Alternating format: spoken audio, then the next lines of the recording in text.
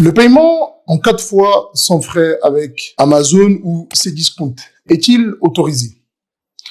Tout d'abord, il faut savoir que dans l'achat et dans la vente, il y a des conditions. Et parmi ces conditions, nous avons le fait que le prix soit déterminé à l'avance et que ce prix soit un prix qui soit fixe, c'est-à-dire du début jusqu'à la fin de la transaction.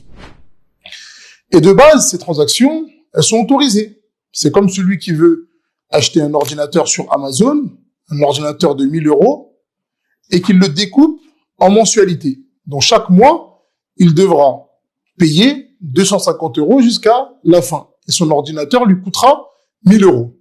Donc de base, c'est une chose qui est autorisée. La problématique ici, c'est que lorsqu'on regarde les contrats, par exemple avec Amazon, nous avons certaines conditions. Et parmi les conditions, nous avons, si celui qui achète cet ordinateur a un retard de paiement, il y aura des frais ou des taxes. Et ces taxes-là, bien évidemment, elles sont interdites.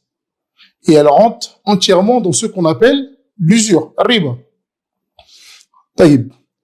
Il est possible que l'un d'entre vous vienne et nous dise Naam, mais moi je sais que, là, je vais payer en temps et en heure, donc je ne vais pas payer ou je ne vais pas tomber dans l'usure.